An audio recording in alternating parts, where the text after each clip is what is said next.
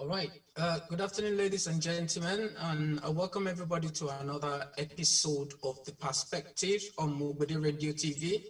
Today, we'll be looking at another very interesting topic, and we'll be deliberating with Mr. Chris Osayiwo, and I've got Mrs. Okunola as well in the studios with me.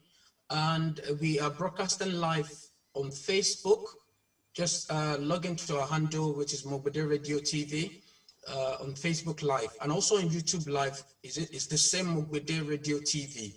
We're available online on www.radio.mogbede.co.uk.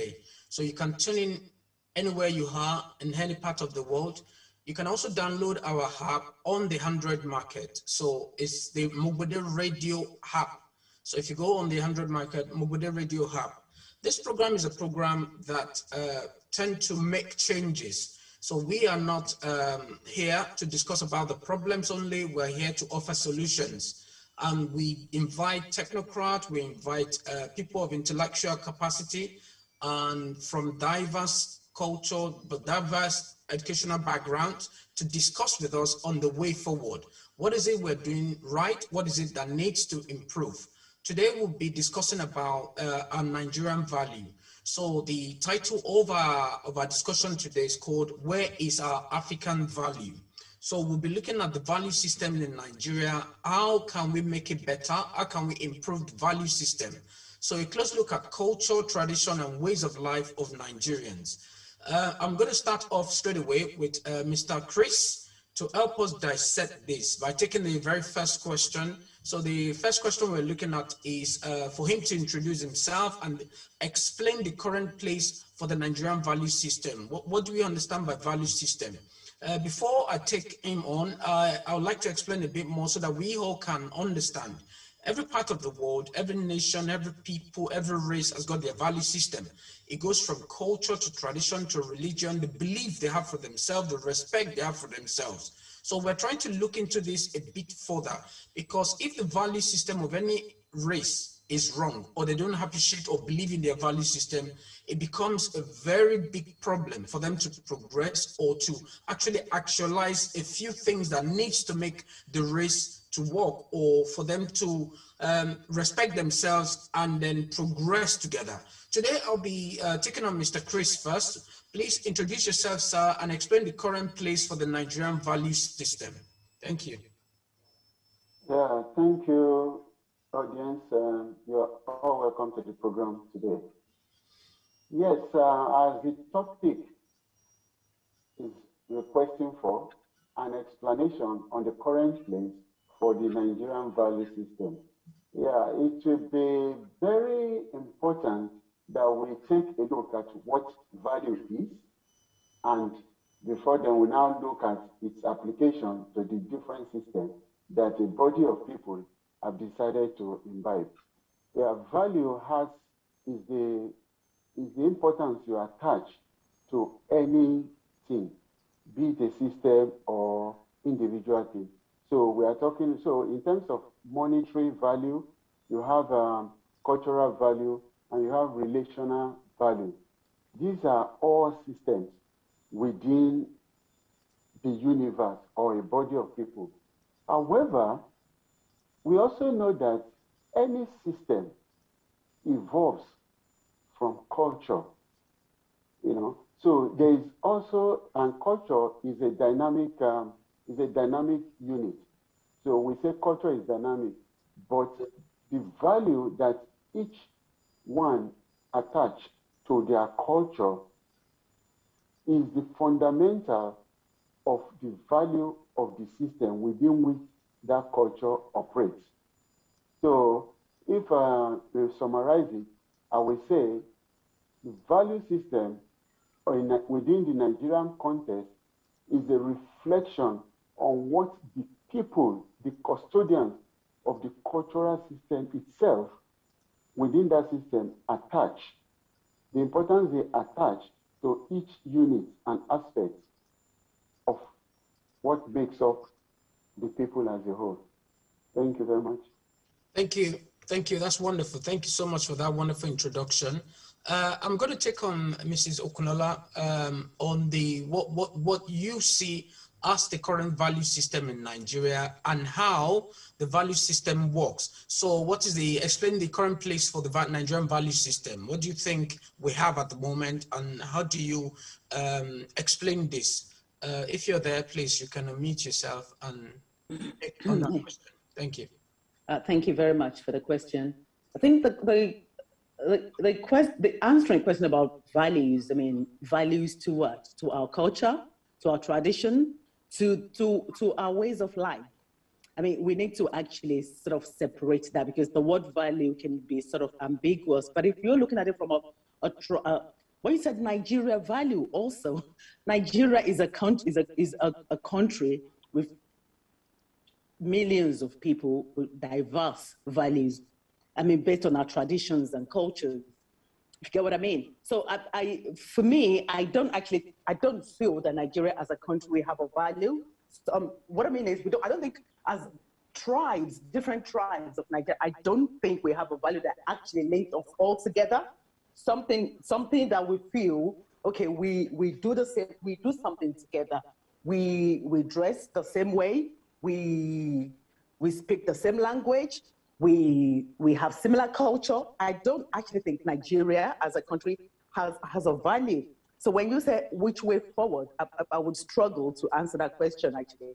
I'm sorry, but if we're looking at the traditional values of Nigeria, well then, I mean, then that's another topic. Sorry. All right. I think I'll take it differently so that you can understand what we are trying to talk about today. So when we say the value system, what we're talking about is who we have. You see, the value system is what determines the set of life and culture, both cultural, traditional, religious, and the way people live.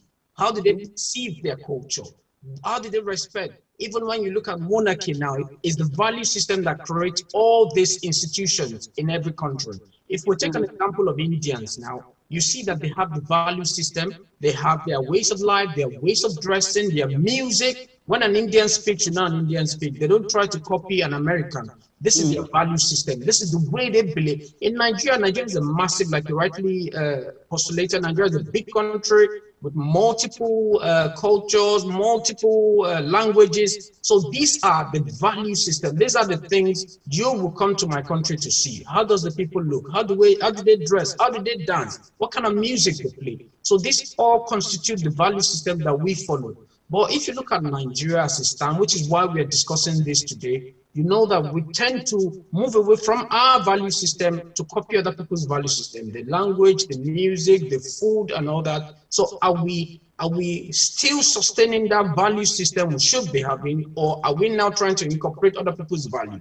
But how do we go back to that system where we can respect our elders, where we can respect our tradition, our culture, everything we do as a people? So this is what we are trying to discuss today. So I don't know if that makes it a bit clearer.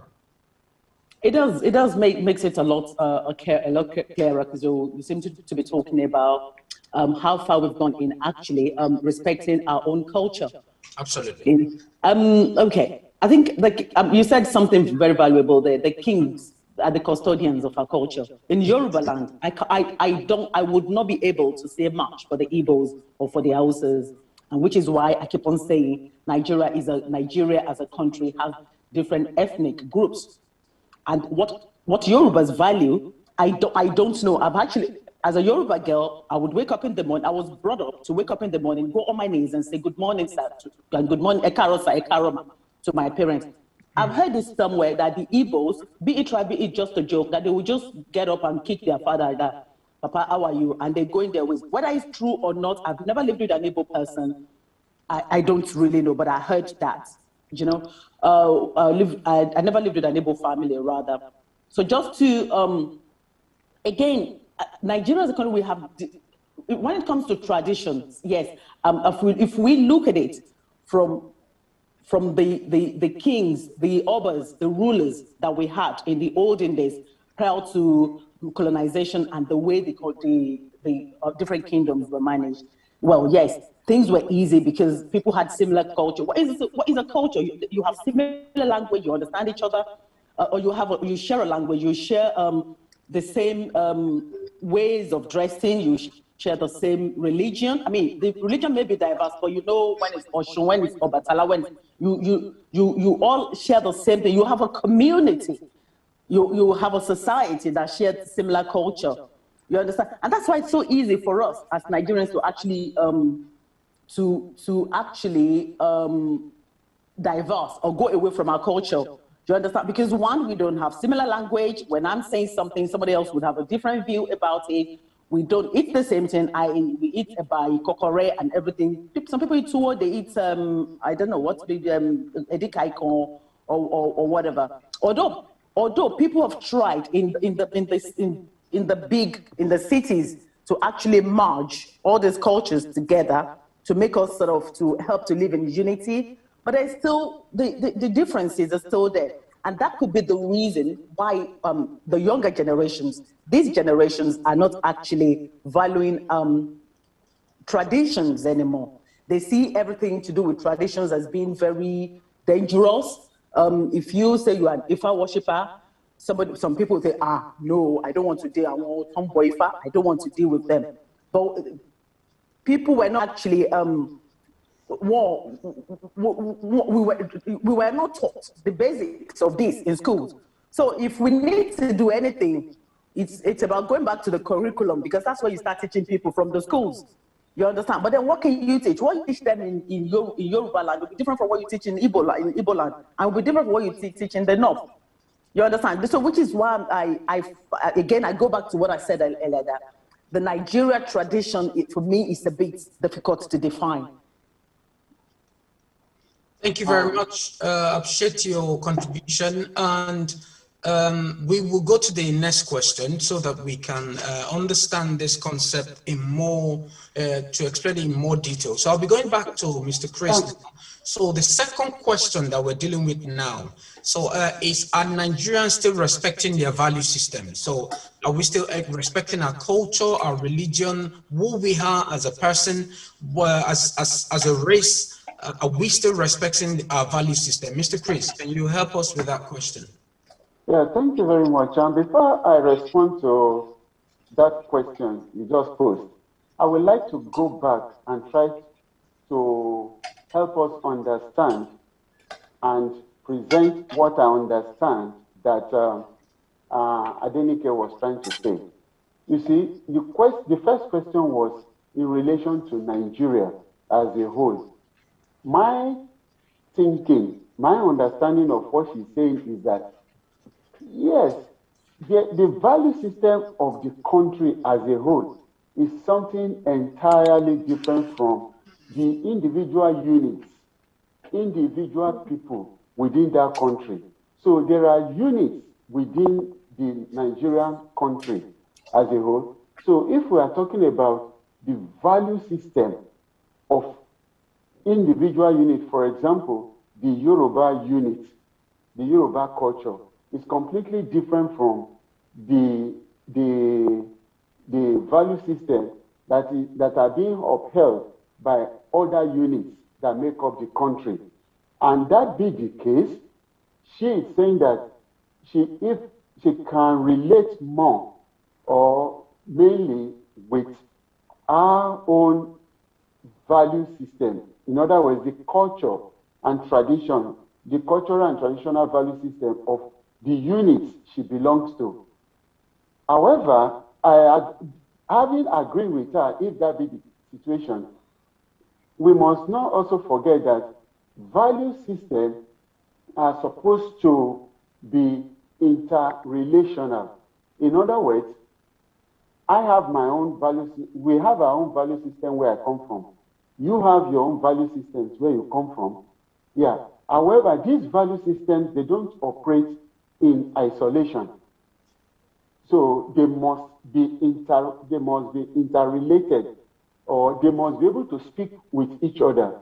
My value system must be able to speak with your value system such that we can be able to live together in harmony. So value systems are supposed to, there should be a relationship. Just as we have individuals being able to relate to each other, have understanding. So value system for Nigerian context should be such that individual units value system must be able to talk to each other and understand each other. Where that is not happening, then it is very pertinent, very definite that there will be breakdown in the value system of the country as a whole. And that is what is happening, because the value system within my unit is not able to relate with the value system of some other units within the same geographical space we call Nigeria. So, and that is an area that we must look at to address. If we are not able to address that, or because we have not been able to address that, or should I say because those individual value systems are not being respected, things are breaking down. I'm going into your second question now. So, which is, are Nigerians still respecting their value system? Within each unit, we could say to a very high extent, they are still being respected. But between each other, the value systems are really, really on their lowest level. So, in summary, when you ask the question, when you say Nigeria, are Nigerians still respecting their value system? Between each other, I would say it's at its lowest level. So that is what addressing. Because, but let me now come back to within my unit, within the Nigerian context. So I would say definitely there are some value systems within each unit that has really gone down, that because of that are not really being respected. And there are factors to this. Maybe if I should just expand on that. You see, citizens, within every system, there are leadership. And followers tend to look up to the leaders. What they do, the leaders set the pace. So in our individual value system, so I'm narrowing it now to my South or South-South value system. If as a follower, I see that what my leaders value are ostentatious living, that is what I will follow, or that is what I will copy. Even if I don't want to follow it, I have to copy it so that I will belong. And then, so because of that, when things are crumbling, it's now difficult for we within that unit to really see it, except someone from external, or we are able to think outside the box, that we are able to realize it within us. And if you are not doing it, so if you are not doing it, you will look like an outcast. So whereby the value system are now double-faced. There are no respect for each other's there are no respect for each other's humanity within. You see, these are the things that break down the value system within every culture and tradition. Ostentatious living, and that comprises a lot of things. Stealing, selfishness, self-centeredness. So if I want to accumulate, money is brought for my community. Rather than looking for having the interest of everyone within that system at heart, I'm thinking of my interest alone. So this automatically we make the value system not respected, because whatever you now tell me, I will not listen, because the original value system by which we're supposed to be together, you have started eroding those systems, those values. So I have no option than to follow you and help you to erode it further. So value systems are actually, though still being respected, acknowledge that they are there, but the level of respect has really nosedived. Thank you. Thank you very much, Mr. Chris. I think that says a lot, you know, but again, I want us to look at the questions from this perspective, because for every economy to thrive, for us to be able to sustain, our value system needs to be respected at all times. There are so many parts of our value system which at the moment is struggling. I mean, if we look at our language, I mean, when I was in secondary school, I was made to speak English only. If you speak Yoruba, in fact, you get beaten at the time. I'm not sure if that's still the culture now, where they say your language is vernacular. Let's look at religion.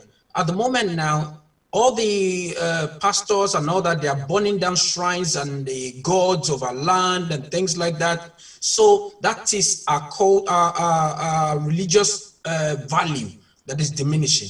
Now, but if you look at countries like India, like China, they still believe in what they believe in. They still believe in their Lord Krishna. You can be a Christian, it doesn't stop you, but don't mitigate and destroy where we started from. Because any culture, they said, any river that forgets where it's flowing from, it tends to dry. So we are struggling in this area. Now, if you go to Lagos now, you see that the fakest Ghana, one American slang is in the street of Lagos. So everyone wants to speak like American.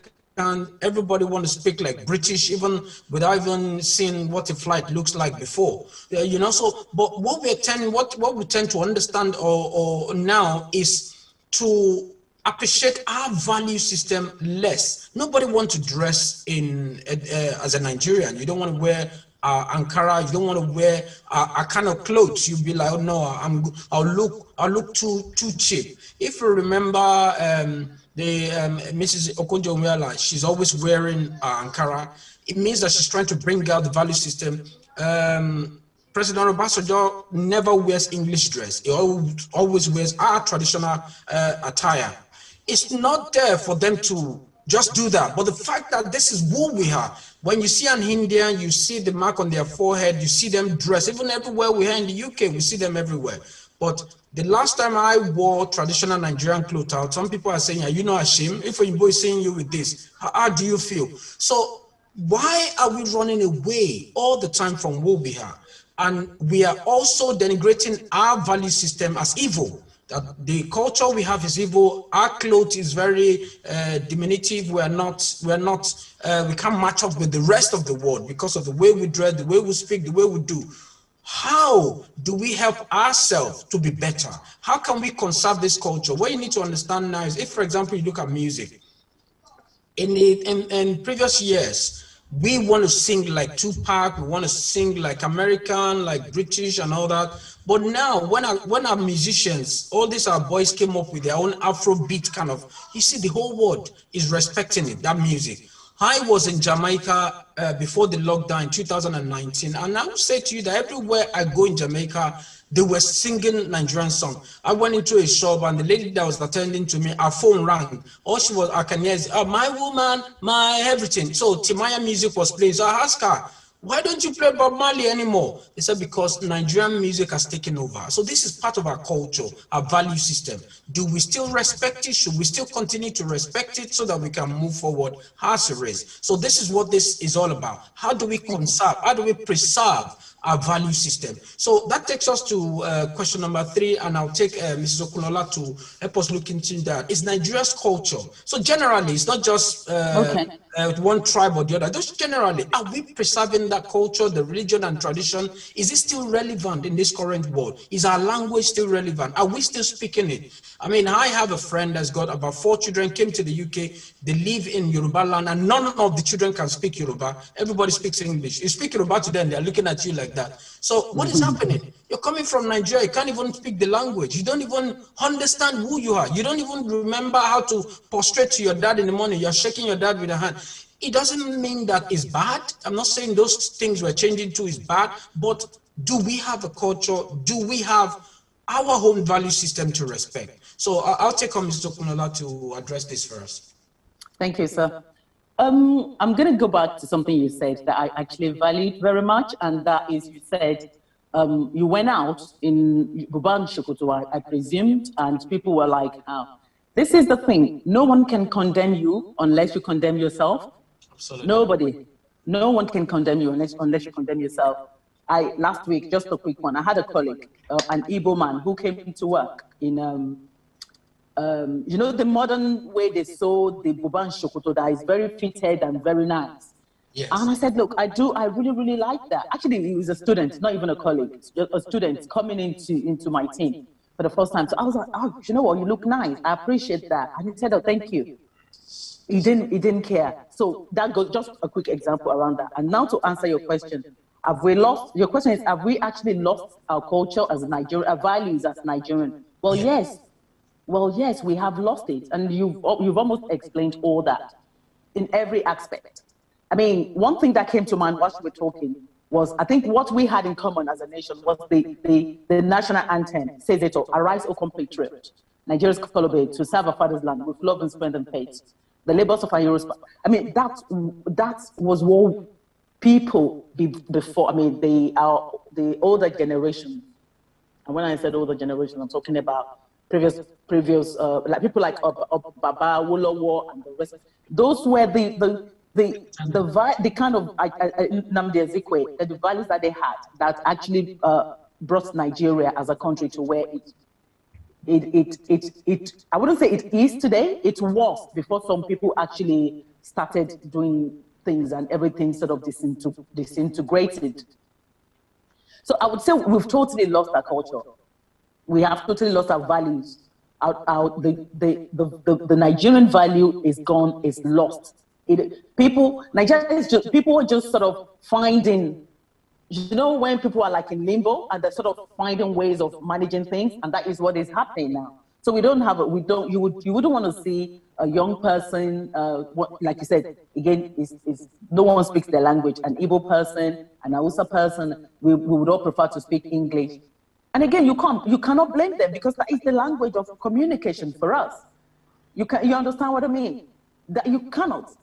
I mean, I was in a class with a Chinese person, and I actually got to know that they can actually, you know, when you're reading like a journal or something for an essay, and this is why other people are still achieving better than us as Nigerians in education, or black people, I would say.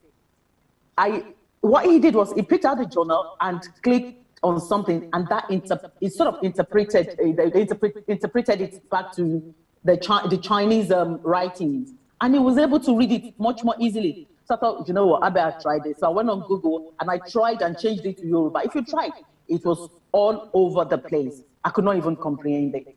But with him, he had better chance of scoring more marks because he was reading, because he actually read in his first language, which makes things easier for him. So let me not go off the tangents now. We have not got a traditional value in Nigeria. And if you say, what do we do to bring it back? We need to go back to the basics. And what are the basics? Our educational value is, I mean, I hate to use the word Watson. It is, because we cannot have people that are educated. I mean, you would find people don't even value education anymore. You go to universities in Nigeria now. From my days, lecturers were selling us a handout. Maybe we all got educated here. We have libraries full of books we would read. We don't need to buy anything from anybody. Lecturers don't have to force you to buy handouts. So I'm talking about our educational values, our political values. People that can actually do it, people that are intelligent enough to do it, they're not given the opportunity. So where is the value as Nigerians? That's on a political level. If you have money, if you have Baba Saleh, even if you're not intelligent, they will still find somewhere for you. And our religion values, like you said, if I see anybody I would run.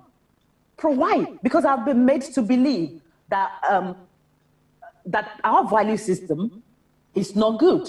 It's just not right. You understand what I mean? And that went back to colonization. So it's a lot of things. I mean, and if we talk about our moral values now, I think that is what we should really be talking about. Our moral values as Nigerians. Years ago, how do I say it? I want to say this in a nice way, but in a family, everyone understands their role. As Omo Kekere, you know what you're supposed to do. As Baba, you know your role. As but it's just like these days. Fathers are not taking up their roles in families anymore. Women have taken over men roles. And I'm really talking about moral values here. Morals is nothing in Nigeria now. And any country, any society, Nigeria as a society, because we lack morals, majority of us lack morals. Even the so-called Christians, they lack morals. I'm sorry to say, I'm not having a dig at them. Even the Muslims, they lack morals. So a society without morals has no value. So for me, in that area, Nigeria has no value. So to make it work, I don't know. We have to go back to the basics. Thank you very much. Thank you. That's a wonderful contribution there. And so looking at things the way it is in Nigeria, there's a lot that needs to be looked into very closely. I think one of the biggest trouble we have is the influx of foreign tradition and foreign culture, foreign religion, foreign language into our own culture in Nigeria. And as Nigerians, we tend to accept these cultures hook, line, and sinker. It's not a crime to accept other people's culture. It's not a crime for us to try to blend in and live the kind of culture that people are living. But one of the biggest problems is forgetting, for us to abandon completely our culture and see our culture as evil. I give an example in religious angle. I mean, when Christianity came to Nigeria, they gave us the Bible, we started reading the Bible, and we believe that our culture of, is it Ogun or Shun and all that is bad. And what's the excuse they gave us? They said they kill people as sacrifice. But the question I'm asking is that, do you know that the Christian also killed? They killed Jesus himself. And the Bible has it that Jesus had to die for us to see salvation. So what we're doing in our land, killing people in those days, is what they did in the Bible. It's just the way they presented it to us. But the fact that we see what happened in those days as evil, in fact, we didn't even kill somebody as important as Jesus. Jesus is even the Son of God based on what the Bible says. We kill slaves and old people in those, and that doesn't even happen again. But the fact that we are pointing accusing finger and forgetting to know that what we are going into is the same. They've killed somebody. That person's blood has to be shed. And up to today, we are still drinking that blood as Christians. We in Yoruba land are not drinking blood anymore, but we still see Amadioha now is evil. Amadioha is killing people in some jungle. But they killed Jesus too, and they killed some disciples too, for us to get to the level we are now. So that goes to show that we as Nigerians, we as Africans, we have a very bad level of understanding when it comes to the things that belongs to us. I want to give an example. I mean, I was in France in, I think 2015 was the last time, Disneyland. There, for those who've gone to Disneyland Paris, there's a house there called the House of Horror. When you go in there, they just want to scare you. That building is tall, there's a lift you go into that will throw you up and down. All we have there is dead people, dead bodies rising up and doing, oh. In Africa, when you see things like that, you run away and go and call your pastor to do some deliverance for you. But here, these people are making billions every year using these evil things. Why are we not using what belongs to us to bring? We have so many things in Africa that the West want to see. See, the West already have, for example, music. Initially, we were singing like them. We want to sing like Michael Jackson. We want to sing like Whitney Houston and all that. But when these our boys came up, starting with the Remedies, Two-Face Debian, they started changing things. People were looking at, oh my, this is getting serious. Now, we got to the point where we've won the Grammy. So that goes to show that what belongs to us, our originality is what the world wants to buy. They're not trying to buy what they already know. You don't want to speak like British in Lagos, for Christ's sake. You're not going to speak like somebody that was born here in the UK. Even up to now, even I've been in England for a while and I still don't speak like English people. So there's no need trying to be who you are not. Our originality will sell to the rest of the world to see. So how can we sustain this? I think the value system is broken completely. When I was growing up, there are certain things our parents say to us. They'll say, oh, don't sit by the door. If you eat by the door, you won't be full. Even though we know that those things are not true. Exactly. They say if you beat a child with the broom, the child's something will disappear and all things like that. So these are things we grew up with and we're able to conserve and keep our culture and belief system together. But now we've thrown everything out of the wind. So I'm going to go to Mr. Chris. I know while we're doing that, Prince Oshinisi came in, Prince Falari Oshinisi. I know he's going to join us too to discuss this. This is a very important part of our culture, I must say. Any economy, any people that do not respect their culture, they are bent to fade away eventually. We are slaves in our own land. That's what it means. Because now if you go to Lagos, you meet 1,000 people, every 1,000 people saying different things. They don't have a cultural system, they don't have anything that's relevant to us as a people. So there's a big, massive problem. Mr. Chris, please, how can you explain this to us? I'll take on you now, Mr. Chris. Yeah, thank you very much. I believe you are talking about the last question, which is Nigerian culture, religion, and tradition still relevant in the current world system?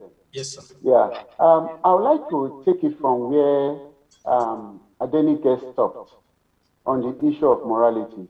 And my response will be under three major headings, which is morality, education, and promotion. That promotion will answer the question, the relevancy of our culture, religion, and tradition in current world system. Now, morality. The basic foundation of any culture, I believe, is morality. And we know that where it is not founded on morality, the value system is very, very difficult to even to be talked about, talk less of it finding a good footing. Now, we should not forget that culture never dies. Culture, religion, and tradition never dies, except the people become extinct. As long as there are people who evolved from which the culture or religion evolved, that culture will remain. So culture don't die, except the people are extinct. That is why you go to Jamaica, you go to Haiti, you go to those Caribbean countries, you see that they still have, they worship Ifa, they still sing Africanism because they can identify to the roots of their people. So as long as those people are there, the culture, religion, and tradition from which that evolve from those people will always remain. But to the extent that they are relevant to the world system, it depends on the education and the promotion given to that culture. So education, I don't see why, for example, the very number one mistake, I don't know why it was accepted for history to be taken out of school curriculum. I believe we touched on this a couple of weeks ago. Taking history out of the school curriculum did a very, very damaging effect to our education, to our culture, and to our value system. How can you forget your history and you think you'll be able to understand who you are now and where you want to go to, when other people, they major and they become professors on history, and you are taking it away? I don't know how our educational gurus in the country agreed to that policy. Actually, that is a cause that was worth protesting upon, taking history away. So back to what we are saying. So education of our culture, knowing, because education is very important, because it's education that promotes our culture first within the people. It is when you now agree and buy the vision of that culture and the value system within your culture, it is then you'll be able to promote it to the world system, and then the world system will accept it because you yourself, you have accepted it. What you don't accept, if the value system within my culture, if I don't give importance to it, I don't expect people outside to even look at it. That is why when a time was when people were actually shy, feel ashamed to wear native dress within white community, until people start giving importance to it, people who own those dresses start giving importance to it, then the wider system started accepting it. The Chinese or the Indians that still put a mark on their head, it is because they accepted it themselves, they promoted it, irrespective whether others accepted it or not. But with time, people started accepting it. And it's not a sight to look at if you see somebody put on such a thing. So the same thing, like there was a time when you see a lot of people with masks. Back home, we still have people with masks. But now, no one wants to do it because it is not accepted worldwide. Yes, I agree that such things has to be done away with, but it does not mean that it should be taken away from history, because we know that putting facial marks had their purpose in when it was started to identify where you come from. But in modern systems, it is looked upon as an abuse, or even FGM, female genital mutilation, is even frowned at, because we know that culture develops. Culture develops so that it will be accepted. Because, so morality, like I started on, which is with the foundation of every value system, says that as your culture develops, there are things that you must drop, which originally you did not see it as dehumanizing or negative, but as it develops and you interact with other value systems, other cultures, you now say that, oh, this cannot be accepted because it's putting a dent on the human value. So like FGN, like the facial marking, and then I believe also like there are some things in our culture we don't accept homosexuality. Other people, they are trying to force it on us, but because we don't accept it, we refuse to do it. So it is now left for them to also say, oh, we cannot sell this thing, but they try to sell it.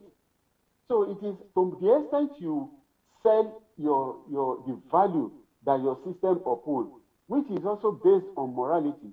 To that extent, it will be accepted and become relevant within current world system. Thank you. Thank you very much. I think that's a wonderful explanation there. So it goes to show that as a system, we all have to continue to evolve and look at the good side of our system that is sustainable for the current world system, and those that needs to go, like FGM, things like tribal facial markings that needs to go, or no longer being acceptable. But that does not say that people who have the facial markings should be denigrated and called a color and the rest. At all. So I just want to welcome everyone that's joining us from all over the world. This is the Perspectives. You're tuning to MOGBEDE radio station, and this is the online radio TV that's available both live and also online. So you can see us if you go to YouTube. We're on YouTube Live on MOGBEDE Radio TV. The handle is MOGBEDE Radio TV. You can also tune into us on Facebook Live, MOGBEDE Radio TV. You can join us also on this presentation. We do this every 3 weeks. We have audience, we have our guests to discuss various topical issues. Then the 4th week is for the general populace, and everyone can be involved, everyone can log in, you can dial in and speak to us and ask questions. All right, so today we've been looking at where is our value system as a Nigerian, do we still have a value system in Nigeria? And we've been discussing about this. So we're going to the next question now. We have Prince Folarin Oshunisi. Please, if you're available, sir, I would like you to look into this for us. So can you give examples of Nigerian value system that can be incorporated into Nigerians' daily living?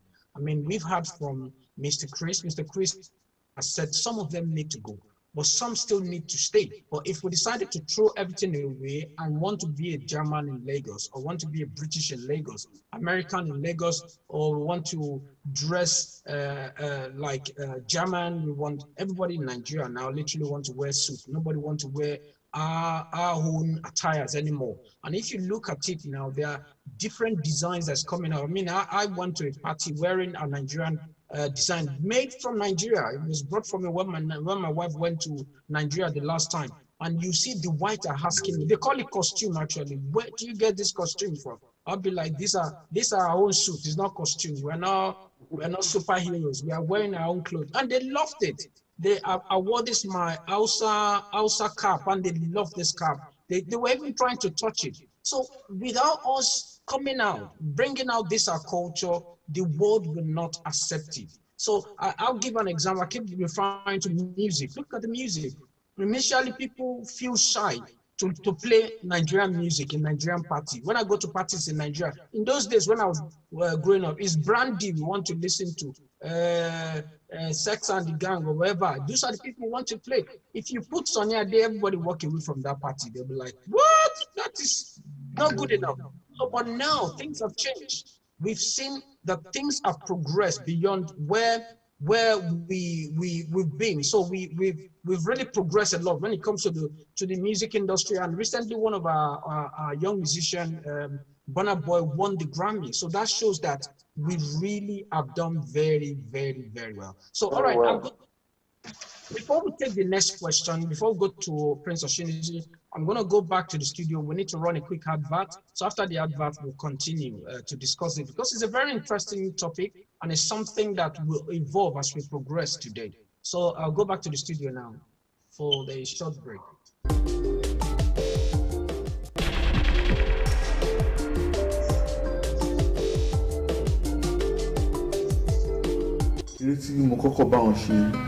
nígbà náà à ń pè ní báyé báyé ni. MOGBEDE o oyin mama. àwọn ọ̀rẹ́ mi dáadọ́ wọ́n ní ká má fi ọjọ́ orí wa sí o. ọmọ Òṣogbo ni bàbá wa ọmọ Òṣogbo lèmi náà.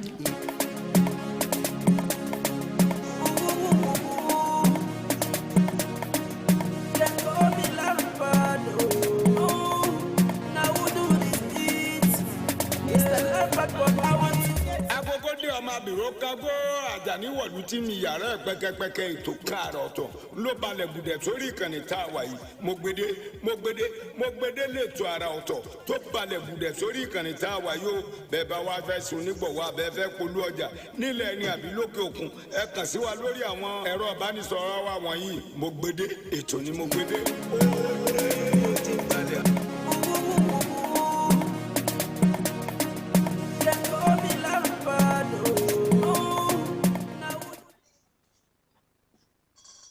Thank you very much. We welcome you back to The Perspectives.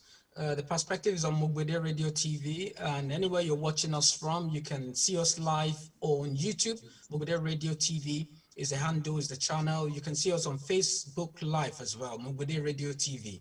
You can also see us on our website, which is www.radio.mogbede.co.uk. You can also download our app. App is available on the Android market. The app is called MOGBEDE Radio. You can sure download it and listen to us. If you want to be a part of this too, just type in your questions. We can always take it. You can type in on Facebook, on YouTube, and we would always take your questions. So we'll progress today by looking more into the Nigerians' value system. So we've been discussing value system. What do you understand by value system? These are the ways of life, our culture, our tradition, our religion, who we are. What is it that we're projecting to the rest of the world? Are we running away completely from our value system? Are we trying to inculcate others? Because when we do that, all we're saying to the world is that we are useless. We don't have a value. So we want to borrow from you. So when we sing now, and we've seen it happen now, where things like our music is all over the world and bringing in billions into Africa now. Our music is going everywhere, and not just music. There are other things we can do. Nollywood, for example, is the second largest in the world. We are selling it everywhere you go in the world. If you go to, I mean, I said I went to Jamaica 2 years ago. When I was in Jamaica, everybody's watching Nollywood. Everybody knows all our actors and actresses inside out. They know, they are telling, oh, well, my best is Ramsey Noah, my best is Mercy Johnson. Another, I was just like that.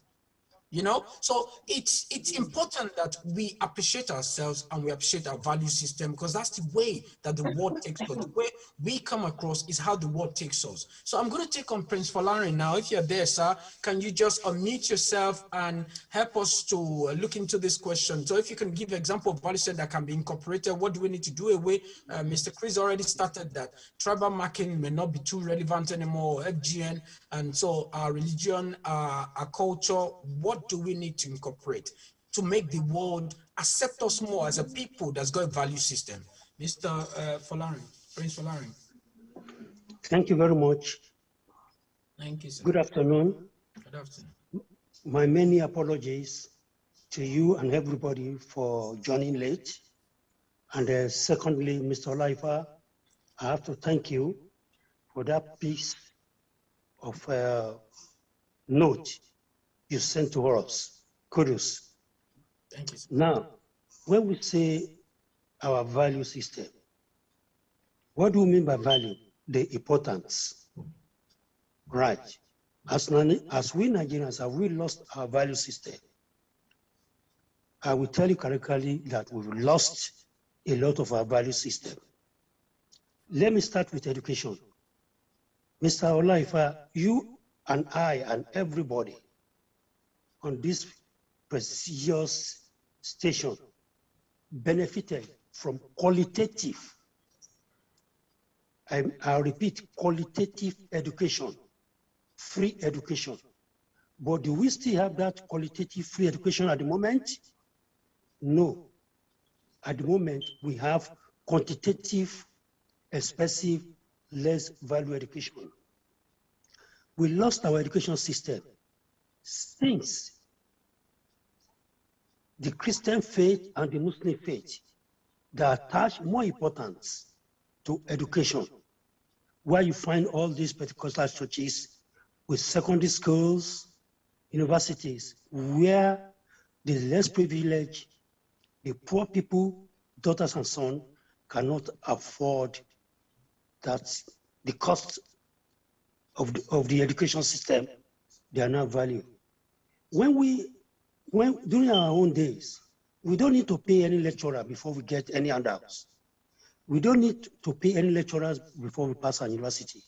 But if you look at the standard of education, it has dropped totally because people rent people for them to do exam. I can't just believe what is going on in Nigeria.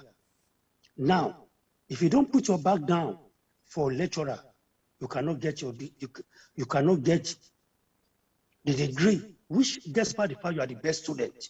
Can you tell me how many graduates Nigeria are producing now? And if you look at the quantity or the quality, they cannot stand an average school cert during our own days because we have the best of the best qualitative education. Now, when we talk about it, value without morals, there is no value. Morality is very, very important. Morality in the way of dressing, morality in the way of communication, morality is actually respect. And let me tell you, in Nigeria now, money speaks. No amount how old you are. If you don't have it, they believe you are nobody. Whereas money is not everything in life. What matters in life to boast your morality is integrity, dignity, and honesty. If you have those three things in life, you will go a long way. And how can we do this? We can do this. It's a collective effort among we lot. That is, when something is wrong, let's say it's wrong. When something is right, let's say it's right. And I would like people to understand that education is continuous. We learn new things every day because knowledge is wisdom, education is wisdom. Thank you very much. That's what I got to say. Oh, thank you so much, sir. I think Mr. Prince Folani there has given so many points. They're all compact into one. And there's so many things that Mr. Prince Folani has said there that we've completely lost. And I want to make an example as well, because I keep giving examples so that we can understand this in more context. You see, when I was growing up, the most important person to me was my father. You know, because my father, when dad is coming, you know, you have to jump out of the room. You know, when daddy calls, oh my God, everybody runs into the wherever daddy is to help daddy or to, and we listen, we sit down, there are morals being passed on, things we must do, things we must not do, how we can progress, how we must not progress. But over the years, things have changed a lot. I'll give an example. So we now live in the generation where everything has to come from the Holy Spirit. So the pastors have taken over.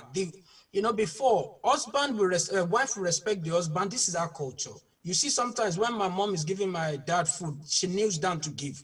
This kind of things don't happen again. You don't listen to the father figure in the house anymore. So the respect system has gone down. Is what they said, especially when they said the Lord said, you just have to keep quiet. If they said the Lord said, go and jump in the ocean, you have to jump. It's not the daddy said anymore. It's not the mommy said anymore. So the kids, we're training our kids now. We're breeding them strictly to listen to the Holy Spirit. And because of that, That value system is being taken away from us completely. Everybody now is what is Holy Spirit now. If you want to marry, you know, in those days, in fact, we used to practice like Indians in those days, where the family knows the family. People say, le fair, no family, you know, you can't marry this girl from this family. You can't do that. You can't, but that's gone. Now, if the pastor said, the Holy Spirit said that's your wife, you marry. People marry and then they realize they are marrying demons. So the value system has completely been eroded by so many things that we are bringing into our culture. So that takes me to the next question. All right. So I'm going to go to Madam Adenike now to please look into this for us. Would you say the life and ways of life of an average Nigerian matters? So why that question is coming up is because now we've thrown away what belongs to us. I remember in those days, the girls in my family, my mom would say, oh, if any boy should even talk to you, you get pregnant. So every girl is running away from pregnancy. Now they're advising you to try it, try and enjoy. It's very enjoyable. So these things are changing drastically. And the direction we're going, if we're not too careful, very soon we will be already we're in serious trouble. Because you can imagine when I was watching one on Facebook, a 19-year-old wakes up. If you see this boy, it's on YouTube. If you look at Crime Watch, I think it's called, 19-year-old woke up and said, oh, I want to drive on my Jeep. Everything is being driven in direction of money now. My son that was born in the UK here called me once and said, Dad, why is it that Nigerian musicians now, if they don't sing about money, they sing about sex? So those are the two things we are projecting, money, money, money. This 19-year-old woke up and went to an herbalist and said, I want to buy Oma Jeep. The herbalist said, you have to bring the head of the person you love most. And this boy's mom, who sells pepper and has been looking after him since his dad died, the boy, 5 a.m. in the morning, cut the mom's head, was taking it to the herbalist when neighbors saw blood and stopped him, and he got reported to the police. So what could have led us to that level? In those days, our fathers, our mom are like our own God. But now a child of 19-year-old cut the mom's head to give to the herbalist so that he can buy an Oma Jeep, a car. So we see life now from the aspect of the money and what you can achieve. So what has gone wrong? Madam Adenike, please, if you take this for us, and would you say that? Yeah, thank you. Thank you. Yes. Thank you very much. I think that is an interesting question, and from a woman's perspective, I mean, because we are the homemakers, we train. The society feels that the responsibility of training future generation falls on us as women. So that's an interesting one.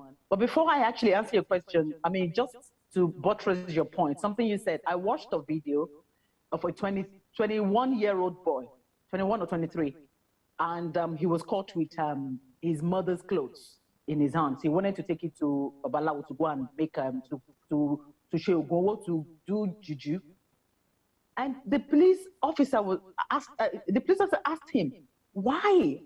And he said, oh God, I don't suffer in my life. And I looked at 23 years old, you have suffered. But this is the thing, because these days, mothers are not, we're not even training our children anymore, because the internet, the technology have actually taken over that. So quite a lot of mothers are not really doing that anymore. They are trying, but it's like the children are learning a lot from technology, and what they don't realize is that what they're learning is all ephemeral. They're not things that are realistic. They're things that are fake. You know, there's things that are short-lived because they cannot live the life like that. So as a woman or as a homemaker, I would answer that question that there are a lot of challenges. So Nigeria as a country do not actually value the citizens, from children from 0 to 5 to 5 to 16, 16 to 40, 40 to 65, 65 and above. Because the country doesn't actually value the citizens of the country, and based on what Daddy Oshinusi said, and the points the points he made, so it's actually made it more difficult for us as individuals to be valued wherever we go, because we don't actually have the stake. We don't have what it takes to be valued. We don't have dignities. Some people would even want to tell you that they're not Nigerians, even though they're carrying Nigerian passports. They will say, I'm British, I'm American. Even people that are living in Nigeria, because the government, the system has failed individuals, the citizens. So we have no values anywhere anymore. You understand? And based on that, based on the level, and going back to the government feeling, the role of parents have actually been sort of affected by the system. Parents are not training their children anymore. Children are the ones now training their parents. They're the ones training us, because they would come with lot of stuff from the internet. Unless you're a parent who have money and you have mouth to talk, your children may not even listen to you anymore in Nigeria. If you don't have a job as a parent, okay, we're all here, we work, we're able to still continue to support our children, even though the system provides for them. But in Nigeria, a lot of parents are struggling. So they sort of shelving their roles. They know what is good and what is not good, but they've actually thrown away the moral aspect of things, and they're just sort of rolling with the society. So the question again is, are we valued? No, we're not.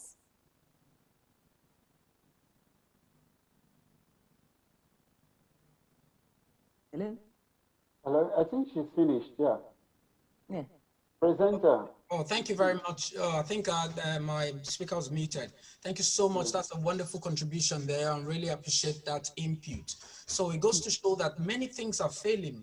You see, and this is where it comes to the rest of the world. You see, when you see a green passport in most parts of the world now, they see us as people that are pretty useless, that even in the place of work, that, when I was growing up, well, I'm only in my 40s, not that I'm 50 yet, but when I was growing up, when I was quite young, we were so respected. When you meet doctors from where we're coming from, we see them like they're next to God, people who can save our lives. When we see pastors, we see them as very important people. But now we are a complete mess all over the world. I've worked with a few Nigerians. We lack morality. Everything we concentrate on is money. We just want to make that money. Even when you give them responsibility, the Nigerian would rather stay on the phone the whole of the shift. Why you see the white people who employ you are running around with so much passion. They are ready to do the job. We will say, won't kill himself. See, this kind of culture that we've incorporated into our lifestyle and the way we go into a place now, and you see that 9 out of 10 of us coming there and just thinking of how to prove that we are smarter than everyone else. So this kind of culture that we've incorporated is affecting a lot of things we do as Nigerians and the trust system that the whole world have for us. So I remember when I was working on the phone as a customer service advisor, then somebody called in and said, hello, well, you sound Nigerian. Are you from Nigeria? That was the mistake I made. I said, yes. Because when they asked me, are you from Nigeria? I said, no, I'm from Antigua. So by the time I say Antigua, by the time they Google Antigua, I will have finished the call. But that day I said, I'm a Nigerian. The guy said, the next thing he asked me is that, is this call being recorded? Because now we are talking about my personal details. Is it being recorded? So the thought that he had, I said, why did you ask that question? He said, because he read a book being written by the first MD to Mobile or something in Nigeria. And that the man said, if a Nigerian says good morning, you better look out first and see if it's really morning. That an average Nigerian is a liar. He was telling me this. I said, well, I'm not a liar. I try to do the right thing at all time. And that is what I said. He said, no, you're lying. That you Nigerians are liars. All you do is money, anything that goes around money. So this is part of our value system. If we're being known, and to be honest with you, the greatest number of scammers is from Nigeria. I mean, you must have received email from Nigeria. You must have dealt with, I recently, I'll give an example. Recently, a boy called me. I wanted him to do some work for me in Nigeria. He took the money. It was so nice. He said he's going to do it. He gave me an example of what he's been doing. He took that money and disappeared.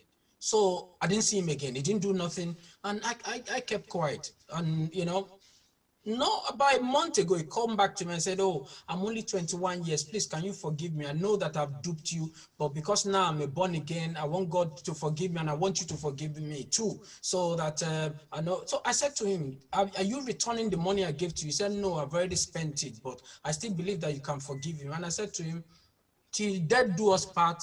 Maybe God can forgive you, but I will not forgive you. You have to understand that there's justice system, which we also lack in Nigeria. Someone kills your father and they come to you and say, I'm sorry, and nothing happens. The police release them straight away to the road, as long as they can put the money down. So this kind of things is becoming a huge problem. So the trust system for Nigeria is no longer there. So while we're looking into that, I'll go into the next question. So I'll go to Mr. Chris now to help us look into this. We've discussed about this music too. So it's a question which we've already dealt with, to say that if our music side can develop and be appreciated by the rest of the world, then it means that other things, as long as we're doing it right, can be accepted by the rest of the world, and the rest of the world can see us as serious human beings rather than useless human beings that they currently do now. So how do we incorporate this into our culture and into the people we are? Mr. Chris. Yeah, thank you very much. Before I go into that, I just want to remind us, because earlier on you were talking about you referenced spirits, that anything you want to do, they'll just tell you, and the Holy Spirit said this, and you just do that. No more what your father said or what your mother said. Yes, rightly said, but I believe that I want to correct some issues there. You see, because you referenced Holy Spirit and you referenced the Bible or Christianity there, that's why I want to bring this in. You see, just like our system in Nigeria lacks morality. Everything that is being done now, they say as long as it's legal, as long as it is legal, so I've not committed any infraction. Well, whereas if you look at UK, not before law is even talked about, they first of all take action on morality. Take for example, I remember some years ago, one of the ministers, you know, the FLEB scandal, the FLEB story, where one of the ministers just called a guard and used the word FLEB on him. You see, yes. For degrading him, using that word, even in law, he will have gotten away with it. But morality says that you must respect each other equally. In other words, they attach value to respect of fellow human beings. Whereas in Nigeria, as a case study we are looking at today, morality has been thrown out of the windows. And morality, any culture, any that is not built on morality, that the value of that system is next to nothing. And that is why I said, because Nigeria runs on legalistic system, that very system we are running in the country Nigeria now is captured in the holy book, the Christian Bible. You know, that is what brought me to that spirit, wanting to respond to it. If we look at the second book of Chronicles, chapter 3, verse 6, it says that we are made able ministers of the New Testament, which is of the Spirit. It says, for the letter killeth, but the Spirit gives life. The letter is law, legalistic principles, but the Spirit, which is morality, it encompasses what we can call morality. That is what actually gives life. So if we must have a good value system, we must raise our morality standard. We must not rely on letters, which is the law alone, because that is why in our system now in Nigeria, people steal and get away with it because they apply only the law. The moral attitude, the moral standard has been reduced to nothing. So that is where the system is going down and down. and it will continue to go down. Compare that with in the past. Can you imagine if a father steals, the stain is on the children, you know? But today, if a father steals, rather than being punished, is even awarded with a national award, with better position, with more chieftaincy title. The more money you can steal, the higher the chieftaincy you get. So morality has been thrown away. And then what happens is that we are now expecting that the world system should accept our value system. They are not going to do that, because what we can bring to the table, each value system is localized. But if you want to sell it to the world and make it relevant, then you have to come up with something that is better than your localized value system. And in most cases, these are moral values that can transcend all, that can transpass all value systems around the world. So once you throw that away, then it becomes difficult. Now to the question, how it says that, I think the one you asked me is, what's the popularity, the surge in popularity of Afrobeat and latest Grammy Award? You know, yeah, that's the one you asked. Will the surge in popularity of African Afrobeat and latest Grammy Award be the right catalyst for our music and other cultural acceptability? It could be. My response is that it could be, if properly enhanced. Remember, like I said before, culture evolves and its culture is universal. But what brings about acceptability is, first of all, how much you yourself imbibe it, and then how much you promote it. So, having said that, Afrobeat, I believe it is originated, we've agreed that it originated from here by, if I'm right, by the late Anikulapo Kuti, you know, and of course we have one of our youth who recently won an award. Yes, the platforms are there. If we have this platform that the world is accepting, could we also use that opportunity to develop other aspects of our cultural, of our music and our culture, and sell it? But we must remember, to give anything we want to sell to the world, we must give it a moral face, a moral facial value. If not, it's going to be thrown away. That is my submission on that.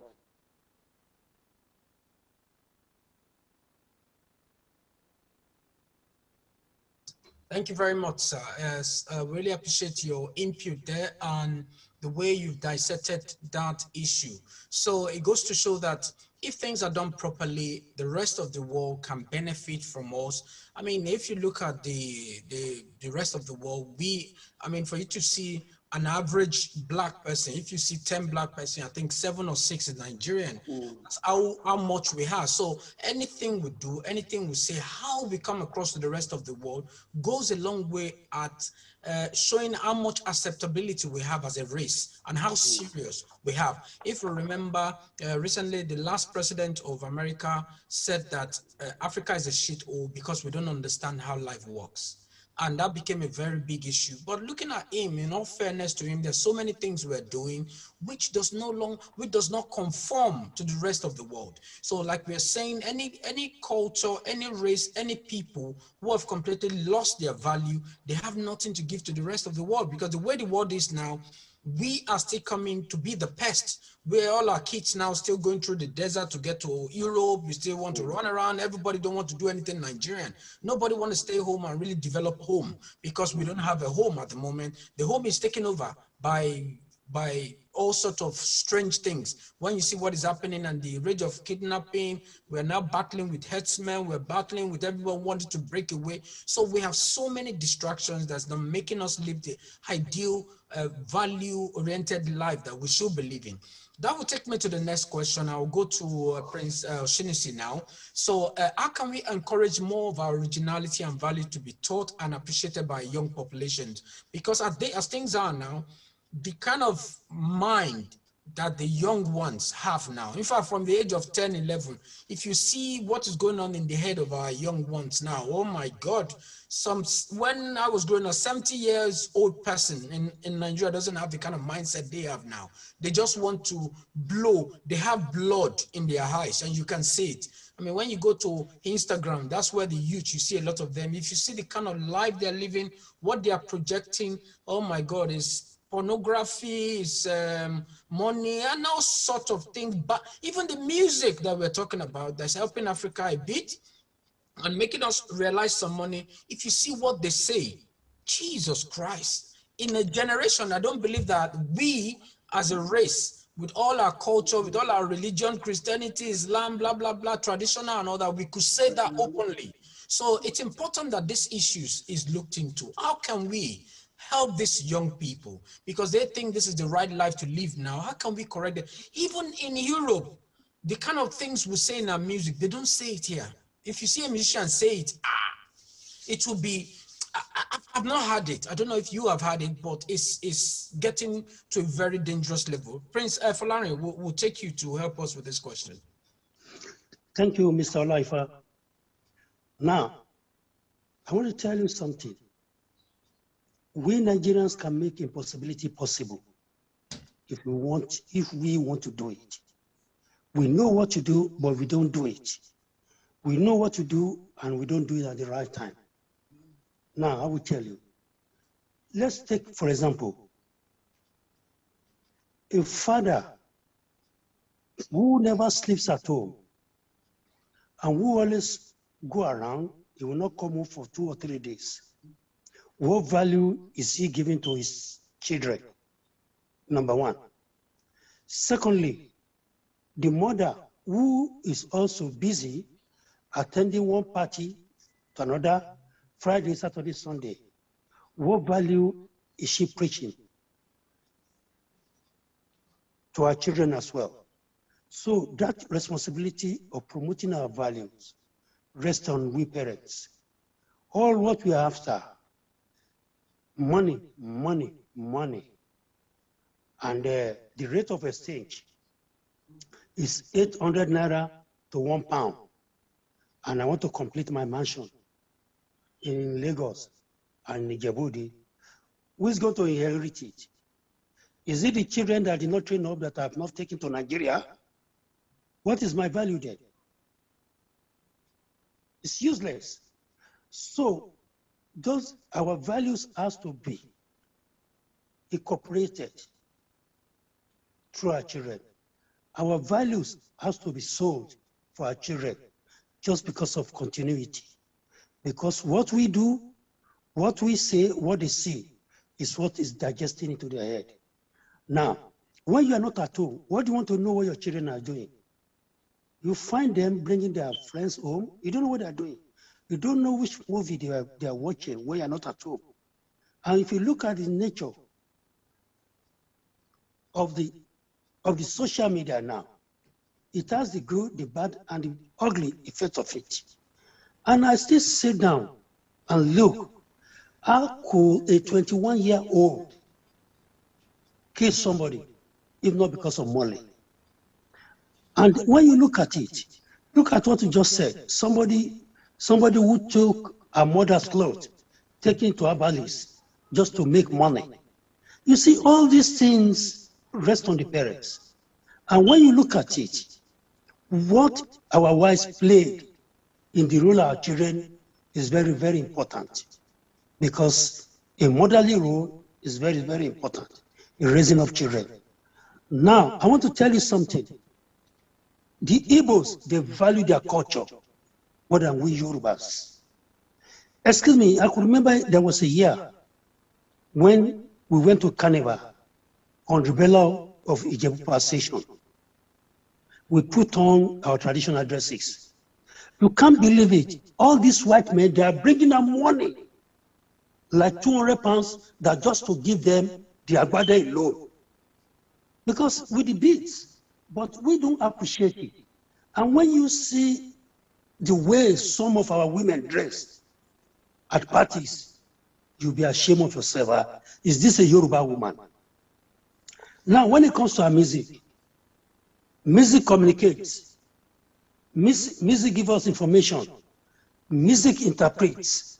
And when you listen to all this old music, like Yusuf Olatunji and co., there's a lot of lessons, a lot of proverbs, a lot of idiomatic expression. Now, look at Afrobeat. When Fela started, people are calling him Amugoni. He's a hemp smoker. Look at what Fela took Nigeria to in the global world. And if you look at all these hip-hop stars, despite all the piracy going on in Nigeria, they are still making it. They are still making it. Mr. Laifa, please go to any clubs in this whole of England. Their resident DJs are Nigeria. Their resident DJs are Nigerians. And in the club now, if they play one pop or soul, the next 5 sets of music is Nigeria, hip hop, and R&B. And just see that how far we've gone. Before, at the moment, Nollywood is second all over the world. And the way it's going, we might take over from Hollywood. And Hollywood is doing everything possible so that Nigerians can't overtake them. So that's why I said, we are saying, let's leave the government. Who are the government? We are the government. If we do the right thing at the right time, we will excel. And if you look at it in this country, Nigeria has got the best of the best brain, developing other countries all over the world. And they still respect us for that. At the same time, they gave us the limit you can climb. And so once you are at that limit, please don't spoil your name, because they've just cut you down. And it happens all over the world. So, and I'm telling everybody now, that Nigerians, we can make impossibility possible. Nigerians can make impossibility possible. It's just a matter of one word, discipline. If you are disciplined, you will excel in work. Thank you very much.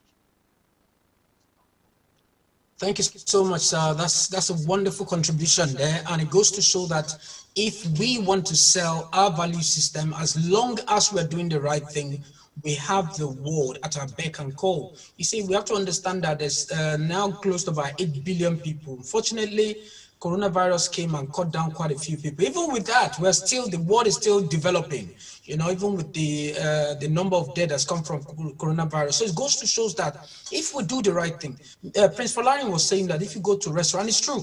I mean, I was in Subway last week when I was going to work, and I needed something to enter Subway, and it's I think Joro, that's Wizkid in Subway, and these are completely white people. It's not black. It's not owned by black people or anything. That's what was playing in the background in the music. So when you walk into Subway, walk into KFC, walk into McDonald's, you can hear our songs everywhere now. So this shows the level of positivity we are contributing. So if you kids that are doing this music are coming up now and start singing women's private part, now we've turned women into a commodity, something somebody can just buy. And these useless girls, too, senseless girls, will go in the video showing their bum and nakedness and all that. This is not what we want to project as Africans. We need to project the positive side, because there's no need selling the negatives. But we think the negative is what makes the world to progress. But that's, I think, talk for another day. But having said that, it's important that we appreciate who we are. We appreciate that our originality will sell. If they are saying that, oh, homosexual is what they want to promote, if we're saying we don't want it, we don't mean we don't respect people who are homosexuals. It's their life. Respect them. But we are not the people who do that. We can come across with our own views, and it's respected. Indians will say, we don't eat cow. In Nigeria, we eat cow every day. I worked with Max and Spencer once, and a guy came who's an Indian and noticed that what we're dealing with is meat, and he walked out. He said, no, I can't work here. because you guys got cow. I respect cow. Cow is like a god to me. He walked out of that place. So we respect him. That's his belief. That's his culture. We're not going to say, yeah, you're in England now, you have to touch cow. He said, I'm not going to touch anything meat. I'm not going to touch cow. So we have to begin to project our culture and our belief system. So having said that, I'm going to go to Mrs. Adenike now to help us, because from the angle of our mother, how do we sustain our rich value system so that it does not get completely eroded in the near future? Because as things are going now, our kids, certain things we know when we're growing up, they don't know about it now. Like you rightly said now, Google is where everybody goes to, and then cultural values from other systems is what we want to look at. If in the rest of the world they are doing bad things, our kids want to do that bad thing. They believe that bad thing is right because we don't have a value system they can fall back on. Our parents are not teaching us the right thing now. They leave it all for us to go to Google to help us. What are we passing on to our children to pass on to their own next generation? So I'm a bit worried that by the time the next generation are coming, we might even not exist again as a race. We might go back to the slave system again if we continue at the rate we're going now. So please, I would encourage you to meet yourself and please help us with this question. Okay, so thank you very much. I think for me, family is the bedrock of every society. And the Onyibo says that. And the Yoruba says, Absolutely, yes. Without a solid foundation at home, without a strong family, without us, you know, one daddy Oshinosi said something about the women, how homes were, the way women dress these days, the way we do things, the way we do all sort of things. It still goes, women working, overworking, and parents are not there, fathers are, everything, it still goes back to the society and to you see, family is the bedrock of a society. What is the society? The government makes the society. And if the government isn't doing the right thing to the family, the society will crumble.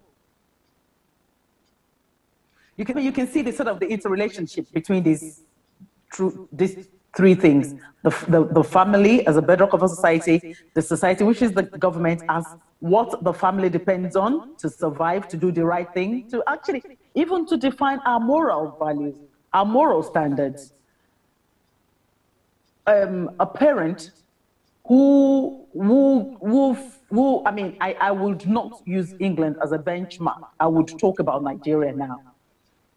Parents that are still struggling with managing their children, with feeding their children, with even paying their daughter or their son's school fees.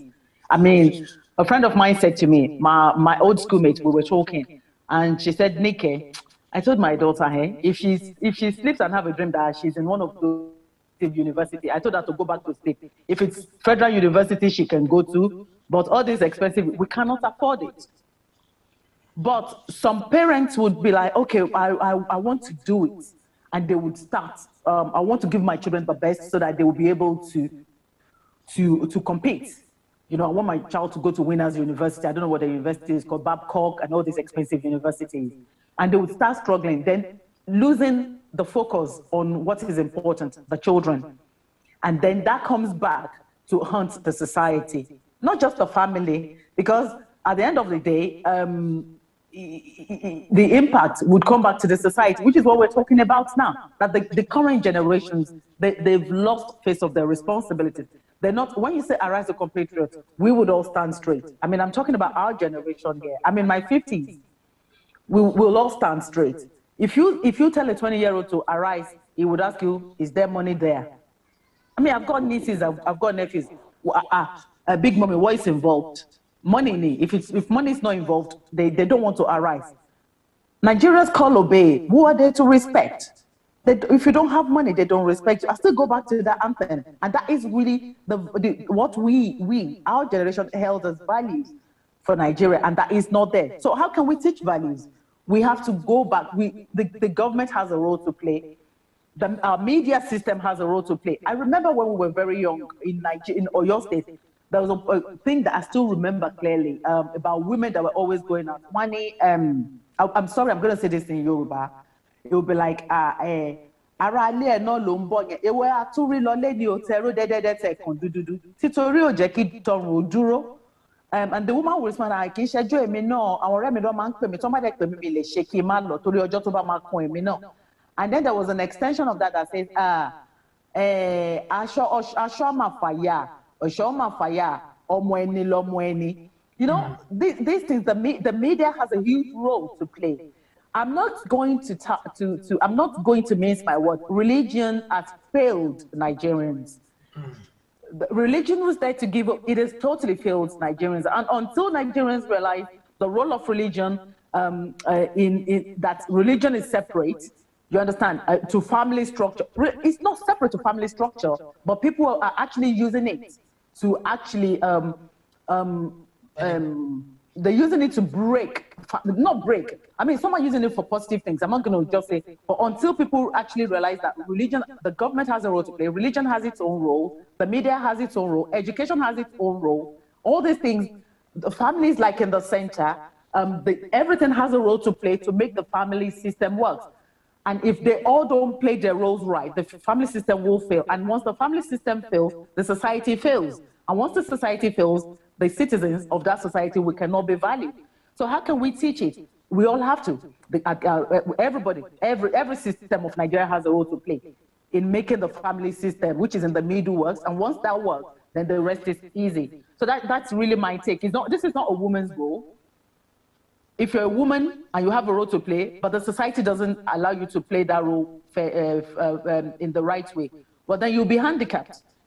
If you're a woman, I mean, as mothers, we bring our children together in the morning, we pray with them, we do what we can, and then we leave them into the bigger world.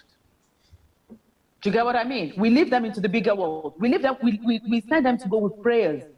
We send them to go with one eyes closed, and we're trying to, but then sometimes we can, if the system works, it works well for our children. If it doesn't, then the children will fail, and they will bring it back home to the family structure, and the family will then take it back to the society at large. So that's really my take on that. So media, education, everyone, media, the media, the government, the health sector, the education sector, every structure of the society has a role to play in actually ensuring our value system. Thank you. If I can just take it from, let me just take it from where she ended, so that I'll just respond to it straight away. Yes, like rightly said or enumerated by her and Prince earlier on, whatever it is, there has to be a concerted effort for policy and advocacy framework to be put in place for us, either in response to the previous question or this very present question. In other words, our values to be taught and appreciated by the younger population, or how to sustain our rich value system. You see, we have to have a policy and advocacy framework that should back up this value system. Because in modern days, like I remember I said that culture is dynamic, and the things that guides any value system is equally dynamic. And for it to be accepted worldwide, people and the world looks at your policies. Is your policy they see, accept, and then before they even start giving attention to how you actually practice it. So there must be a good framework in place, which is backed by law. And that is where the Ministry of Information and Culture comes in. I don't know what the people who are in charge of our Ministry of Information and Culture at the moment, what they are really up to, apart from running after Twitter and then Bitcoin traders and then anything that's got to do with youth, trying to suppress it. Whereas these same youths are the ones that are going to take over tomorrow, because the people who are there now are not going to be there forever. So when you try to suppress the youth, rather than looking for a neutral ground to pull them in and encourage them through good policy and advocacy, which you yourself must respect. Rather than doing that, we are just busy seeing the youths who are supposed to be the custodians of the future of tomorrow. We are seeing them as enemies. We are seeing them old grandfathers still competing, still dragging positions with people who are supposed to be leading. In UK, in America, we have people, we have ministers at age 30-something. But in Nigeria, we still have people who are in their 60s, 70s, and 80s, fighting tooth and nail for ministerial position, for director general position. Where will the youth get their experience from? So when you show them that you have to keep struggling for all these things, you are already laying a foundation for a value system which they are going to follow. So if those youths now imbibe those value systems, negative value systems that you have laid down, and they are not accepted in the world, in the outside world, and deep down within them, they want to be accepted, what will happen? They will dump your own value system and imbibe foreign value system. That is what has been happening. So the Ministry of Information and Culture, which is governance, has to put in place proper policy and advocacy framework. And then they must follow this with good education and promotion of our value system. And not only that, you see, no system is perfect. That is where academics comes in. Academics, we have to hold continuous academic discussion and critiquing. We must not shy away from critics criticizing our policies.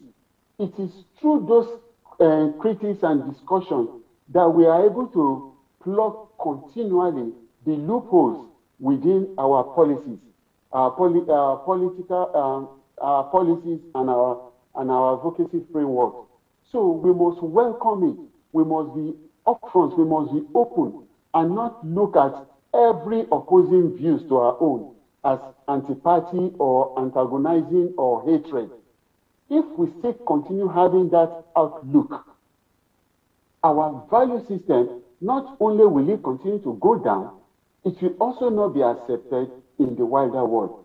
So the people who are in the leadership have got a lot to reflect in this very issue. Thank you very much.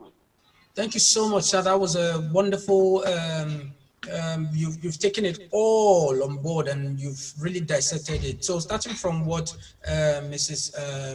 Okunola said, you know, everything starts from the family system and up to our leadership, up to the ministries, up to every individual. We all have roles to play. Because if we leave things the way they are now, and we are not doing anything to make changes, the future of our young ones is really in serious jeopardy. So we need to start doing things right. So that takes me to the last question of today. And I'll start with Prince Folarin. Please, we all look into this all together collectively and see how we can progress from where we are now. So how can the Nigerian government and its people help to encourage more appreciation for its value system? I think Mr. Chris has already dissected this in details, but I'll go to Prince Folarin Oshinisi now to please help us to address this issue. How do we progress from here? What do we need to start doing? I know things have gone really bad at the moment, but I know as a people, one of the biggest issues we have is that we never accept there's a big problem. We always look for someone to blame. Let's blame the devil. Let's blame Buhari. My gutter is full, but let's blame Buhari. At least once we blame Buhari, every Nigerian feels better. At least you have somebody to blame. Even now, when we come here and scam the West, we scam them believing that, yes, what we are doing, we are paying back when they've used our forefathers as slaves. We are paying them back now. So we always have somebody to blame. So how do we progress from where we are now, Prince? Thank you, Mr. Olaifa. I don't have much to say because Mr. Chris has said it all. But there's something I would just want to put across, one or two things. Do we Nigerians, do we value ourselves? To start with, I don't think we value ourselves. Mr. Olaifa, if Nigeria should pull away from NHS in this country, the NHS is going to collapse. And likewise, in all of the other parts of other nations, because of the value they place Nigerians. But do we place ourselves? Do we value ourselves in our own country? We don't value ourselves. We celebrate looters. We celebrate rogues. We celebrate non-entities. Mr. Olaifa, I don't know where you come from. I'm from Ijebu, right? In Ibadan. Look at this man. When you want to enter Ibadan, it's late now. They call him Mufta Olaniwu. Look at the secondary school he built. I'm from Ibadan. Pardon? I'm from Ibadan, so I know him well, yes. Oh, you're from Ibadan. Very good. Thank you very much. Look at, do you know how many doctors that school will not produce? Since the man died, did the government honor him? Even there should be a statue very close to that school. But you will see them giving looters Friendship Award. I call National Award now Friendship Award. It's not the only one. The same thing with Sikura Inde Barrister. Look at his music. It changes people's life. The same thing goes to this man, Arishekola. But now this thing starts with the government. As Mr. Chris said, they should stop celebrating looters. They should be celebrating achievers. But what happened is that we Nigerians, we celebrate deaths than people who are living. And I must tell you this, kudos to MOGBEDE, because he is celebrating these people when they are alive. He's letting people to know more about them. Even those ones who have died, he's still celebrating them. May Almighty God be with him. So the government has got a role to play. We ourselves have got roles to play. Because we Nigerians, we don't believe that we are ever wrong. Buhari doesn't believe he's wrong. I don't believe I'm wrong. You don't believe you're wrong. But we have to learn from one another. And as my sister said, everything was with the family, with the government, and the individual. We all know what to do. Let us do the right thing at the right time. And at the same time, let us be patriotic. Patriotism is very important. What can I do for my country? It's not what my country can do for me. We should put our country first. Then our value will be more appreciated. Thank you very much, Mr. Oliver. God bless you. Thank you, sir. That was a wonderful contribution there from Prince Falana Oshinisi. So that goes to show that we all have a role to play. We all need to get on board and see how we can move our economy forward and allow our value system to come to prominence wherever we are. You see, it's very bad, and I feel shy that every airport you get to, when people see green passport, they say, hey, come over here. Yeah, we need to investigate further, you know, because people would say that it's because of the way the world sees us, but I would say no, it's the way we present ourselves. Somebody was saying, oh, every time you tune into CNN and BBC, all they talk about is the negative things that's happening in Africa. Now, the question I have for him is that, what positive thing are you Africans saying about yourselves? Go on Facebook. It's even gotten to a very bad level now that our mothers, they're cursing themselves, swearing themselves, my name is Esabod, blah, blah, blah, blah, blah. It's crazy. We are projecting. In fact, I was on Facebook once, and a friend of mine is British white said, oh my God, how do you guys live like this? How do you just live like this? They are speaking very horrible English, and all they know that is using F words and words that even ordinary people should not be. And you can't even play Facebook anymore where your kids are. So why are we projecting ourselves in these ways to the rest of the world? We don't know that what goes around comes around. The way we project ourselves, the way the world takes us. If we're saying CNN is showing the bad part of Africa, what is Africa showing to the world? Where's our own CNN? What are we doing? do it, because we should be the ones selling our stories. But the story we are selling is, oh, somebody has been kidnapped in Igogo. Hey, the Fulanis have done this. Oh, somebody just raped. Somebody's house just got burned. And these are the story that trends. This is the story we want to share. If we see somebody doing good, I said it last time, if this program we're doing now, we're talking about some naked woman in the street of Lagos, you have 1 million viewers listening to us. But when we're talking about development, when we're talking about how we can progress as a people, that's not my business. Let's give that to Buhari. Let's give that to the Holy Spirit to deal with. Let's give that to Jesus to sort. Let's give that to Muhammad to come and deal with it. This is how we think. Everything that bothers us is, oh, if they say, oh, there's national cake to share now, everybody comes here. Big brother, whatever they call it, everybody wants to share. Oh, we just saw the president's wife's breast. Everybody will join. Why are we like this? Why?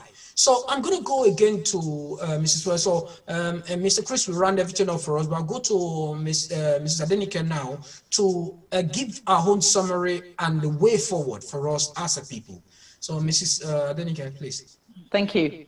Your question says, how would Nigeria government? So, I mean, on the part of the government, for me, it's more about accountability. A government that doesn't account itself to its citizen is a failed government.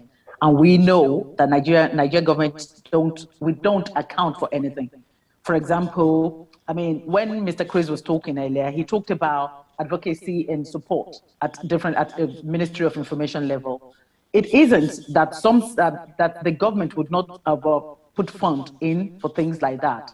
Or let's just say there are no funds for something like advocacy and supporting the family structures, or his suggestion. Tomorrow they may hear this and then decide, all right, let's follow this. But once that money goes into that ministry, some people are already smiling. They will not use it towards whatever it is towards what they're supposed to use it for. So, and why do they do that? It's because there's no accountability. That is why a snake can swallow money in Nigeria. That is why a monkey can eat money. That is why all these things can happen.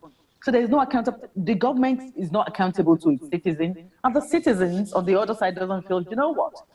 We're just going to be running amok. We're just going to have our own system. We're just going to be doing what we like. So it's a vis-a-vis kind of thing. So unless we have a government that is accountable, I'm not sure how we can actually make our value system work. And on the people's side, it's about taking responsibility. Like on the citizens' side, taking responsibility. And you actually said it yourself. It's about knowing what to do and doing it. That just should be patriotic. Be responsible. I'd rather use the word responsibility rather than being patriotic, because once you're responsible, you will know what you're supposed to do and you will do them. And once you do the right thing, I mean, you will be valued as human beings, even if the society doesn't value you. That is why we have people like, may he so rest in peace, Ganifawa Yime, Taisho Lari, because they value themselves. Even though the society didn't make it easy for them, because they value them, they value what they believe in. At the end of the day, some people were able to see it and value them even in death. Do you get what I mean? So it's really about people taking responsibility. They took responsibility, and that earned them respect and values in their society. So it's about people doing what is right. That's as far as people is concerned. The Nigerian government, and that actually means something. Valuing our own. See, when it see. I don't know how to say, and you've all said it all. Is the way we sell ourselves. Is the way we represent ourselves. Is the way, it doesn't really matter. Even if here, I'm going to round up now. Even over here, if you try to speak to some Africans and just say, look, I don't think this is right. Let us do it this way. They'll be like, she's trying to be Oyibo. She's trying to be something. They would not look at what you're saying and see if they've got anything to learn from it or anything of value in it. They would sort of discard what you're saying before they even think about the value to what you're saying. So again, it's about the government being accountable. It's about us as individuals, as citizens of Nigeria, taking responsibility and doing the right thing, really. So that for me, that's it. Thank you. Thank you very much. That was a very good summation there to what we've been discussing, and for us to understand that as a government and as a people of Nigeria, we all have roles to play to ensure that we get to where we're meant to get to in terms of our value system. So we have to continue to work hard. That's the summation today. For everyone listening to us, this is the perspectives. So you've been on MOGBEDE Radio TV. So you can access us online via www.mogbede.co.uk. We also have an app available on the Android market. You can download our app so that you can listen to various topical issues and other programs that we project on our platform.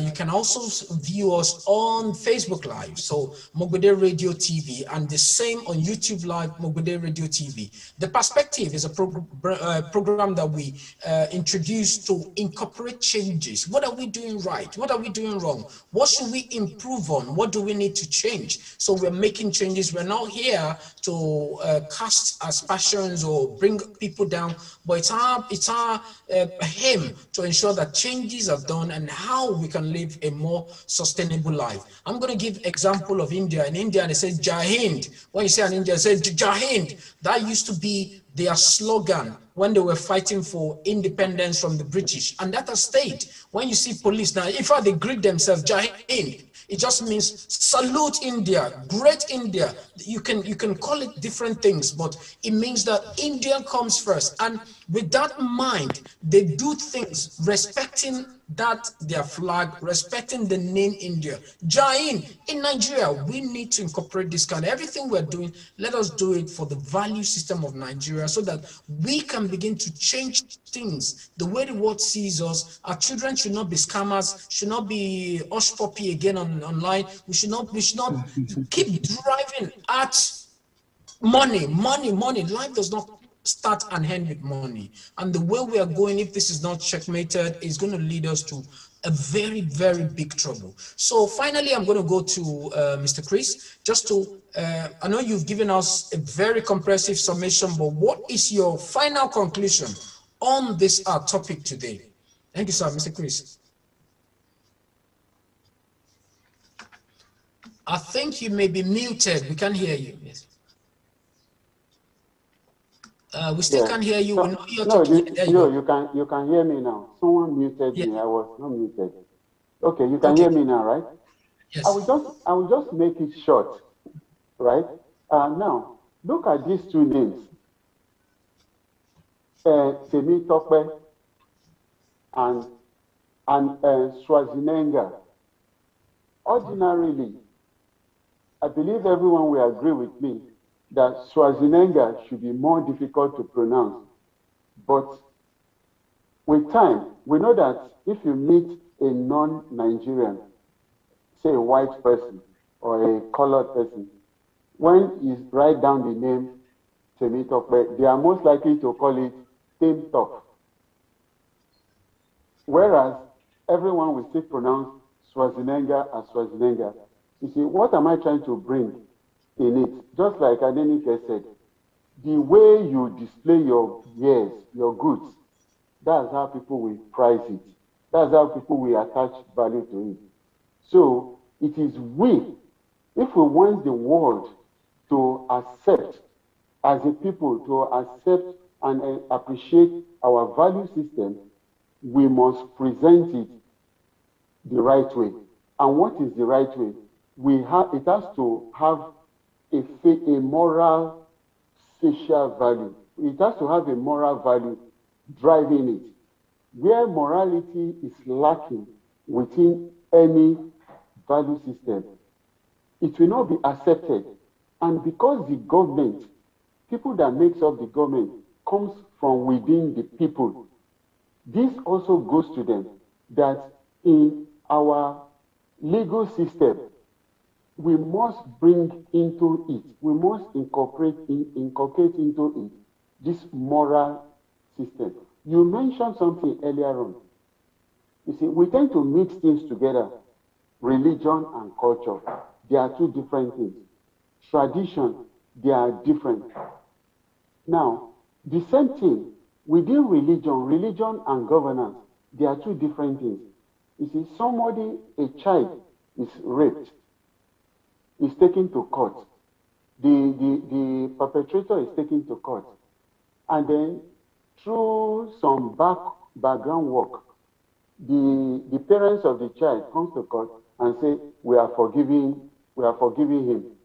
And then the society expects, because the parents say we are forgiving him, after being settled behind, then that the system, the people expect the court to also free the man. No, there are two different things. When the Bible says that you are forgiving, right? Forgive one another. What it means is that even if the parent forgives you, they are forgiving you spiritually in the face of the Lord, but the legal system must be followed. In other words, there's morality and there's legalism, but you cannot throw away morality and just use legalism only. The two must go together in everything we do. And in most cases, morality is always the foundation on which legalism stands. If not, legalism will always kill. That is why the Bible said it, like I said earlier on, in 2 Corinthians chapter 3, verse 6, that the letter killeth, but morality, which is the spirit, it gives life. So if we want our value system to be appreciated, both within government and within the people, we must go back to basics upon which each units of our value system are built on. And these are built on morality, whereby there's good relationship between one another. I should not see my neighbor and try to kill him to make money, because the people who are before have told us that ostentatious life has become the number one, and throw morality to the background. It does not work. It will keep nosediving. That is my submission. Thank you. Oh, thank you very much, sir. I think that's a wonderful submission, and we really appreciate everyone that's contributed today. So this is the perspective you've listened to us all over the world, and we've been able to do justice to this very, very interesting topic that we're looking at today. So which looks at our value system as Nigerians, what is working and what is not working. What do we need to change? Where is our Nigerian value? A close look at culture, tradition, and ways of life. So we can conclude from all that we've heard from our guests today that we all need to get on board, because if we continue in the direction we're going, the very likelihood that our kids will end up just floating and not have a system they can call their own. We have to go back to who we are. The government have to play the role. The family have to play the role. We all have roles to play so that we can begin to live the life we want to live. We have to ensure that we value our country. I talked about Jai Hind, which means salute, long live India. We have to say Jai Hind Nigeria now, so that Nigeria, we can give Nigeria that more value and see it's a great country. We have great, massive intellectual capacity. We have people of repute. We are the most educated. I even read it that we are the happiest people on earth. Let's use this to the positive. I know despite all the problem we have in Nigeria, Nigerians will still go to party and jump and smile and still, you'll be, when do you get discouraged? Are you not hungry? What do we get? Where do we get this courage from? With all the problems all around us, there people are even dying around us, but we are still partying and enjoying. So it shows that we are positive. But how do we convert this positivity to what we want the world to accept us for? So this is what we need to work on. I wish everybody the very best of luck. I thank you very much, Mr. Chris, Mrs. Adenike, thank you, Prince Falari, thank you for coming, and we look forward to meeting you for another topical issue on Saturday. So we meet up at 12 p.m. every Saturday. So for those of you that would like to join us regularly, please endeavor to download our app. It's on the Android market. It's MOGBEDE Radio app. Just type in MOGBEDE Radio and you can download the app. We're also available all the time, 24 hours on YouTube Live and also on Facebook Live. You can see us. Our handle is MOGBEDE Radio TV. If you'd like to go back to see all the programs we've already done, is all available on YouTube, on Facebook as well. And like Prince Falari said, we've interviewed quite a lot of leaders from Nigeria, veterans, from the political actors and different sectors. You know, musicians, some are late. You need to listen to them, where they started from, where they've got to, where they're going, and now that they are late, how do we inculcate those kind of value system that they started with? Please go to MOGBEDE Radio TV on YouTube. You'll be able to see all these videos. So I wish you best of luck, and I hope we have a fantastic week. Thank you so much for tuning in. All the best. Thank you. Bye.